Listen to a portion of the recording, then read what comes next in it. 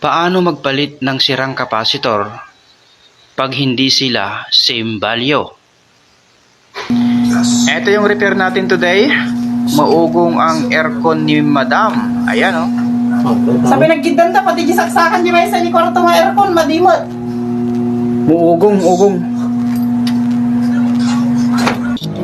Ayan, nabaklas na natin. Una natin gagawin, check natin yung LC kung free wheel. Ayan, free wheel naman siya guys. Ayan, so walang problema siya. Fan motor sa bushing niya, sa bushing shafting. So dito tayo sa kanyang, baklasin natin tong kanyang controller guys, tong kanyang board. Malamang nandito yung kanyang problema. So step by step tayo guys, no.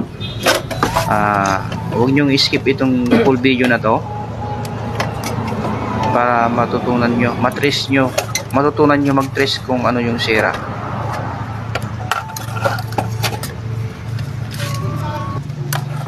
So check natin yung kanyang capacitor dahil ito naman talaga yung ating suspect. Yan, tanggalin natin yung nakakabit para matesting natin yan, no.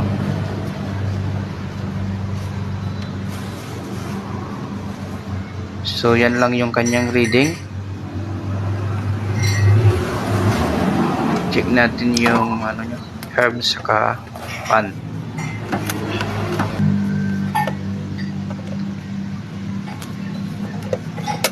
Try natin tong analog kasi yung natin, digital natin, wala siyang nare-reading. Tignan natin kung same pa rin dito sa analog.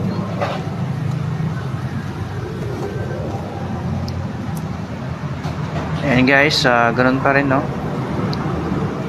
Sinit natin sa high resistance, wala pa rin.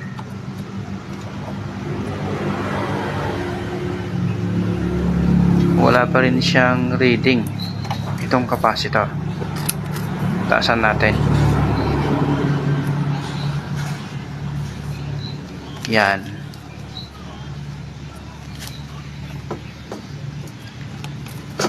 Wala pa rin guys. Sira na tong capacitor guys. Tanggalin natin para makita natin yung value niya. Ayan, natanggal na natin.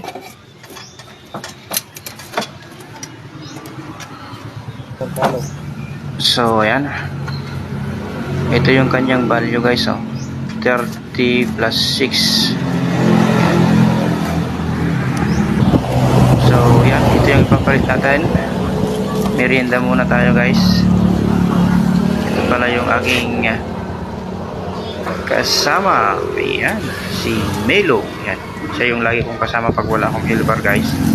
So ayan, palitan na natin. Ang ipapalit natin guys kasi wala tayong mahanap na kapariha. Ito yung mas malapit. Ang nakita natin is 30 plus 3. Itong dati is 30 plus 6. Ibig sabihin yung 6 yun yung fan, yun yung dapat. Dahil wala tayong nahanap na same value, ganito na lang yung gagawin natin, no. Ito yung para sa fan, yung 6 microfarad. I-convert na lang natin. Yung 3 kasi is hindi naman pwede yun, masyadong maliit, no. So i-double check natin itong bago na binili natin kung tutugma ba. Yan, dito tayo sa C at saka fan. Yan, 3. Dito naman sa herm, no, 31. So ibig sabihin good siya, unlike dito sa dati, no, wala siyang reading, no. Kaya umuugong yung compressor saka yung motor, fan motor. So ganito lang yung gagawin natin guys, no. Itong pan saka itong common, ito na yung magiging kapalit niya. Ganito lang yung gagawin natin guys, no? So wag nyong skip to guys, no? Para magkaroon kayo ng idea kung paano ba yung gagawin. Kung hindi sila same value, ano ba yung paraan. So ganito lang guys. Pag magpapalit kayo nito, kung hindi nyo pa kabisado, mas maganda na ganito yung gagawin nyo. Hugot, pasok. Yan. Mas maganda yung tanggal sa kakabit. Sundan nyo lang yung mga wirings guys. May nakasulat naman dyan niya, common, pan, saka arm. So ganun yung gagawin nyo guys, no?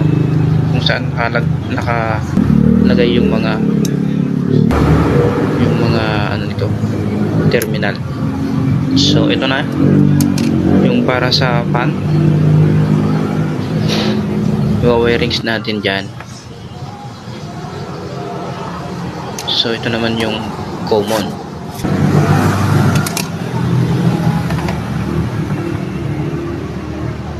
Yan, bali binaypas na natin yung dati, no? Yung 3 microfarad.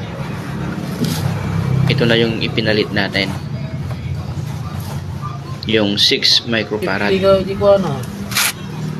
Kasi yung 3 guys, maliit masyado yun, no? Ayan, ano natin, kapit na natin. So, titesting na natin ngayon. I-ready lang natin itong clamp. Napakahalaga itong clamp metal guys, no? Para ma-check niya kung mag-high ampere. So, saksak natin. Yan. Umandar siya. So, yung nasusukat natin is yan yung pan. 0.56. Yan, umikot na yung kanyang pan.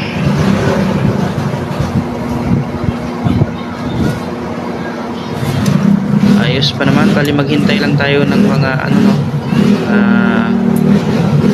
3 to 5 minutes. Aandar na yung kanyang compressor. Ayan, umandar na. Tumaas na yung kanyang amperahe. 3.95.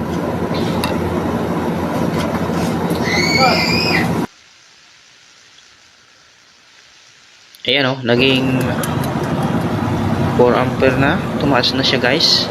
Sobrang dumi na itong unit guys, no?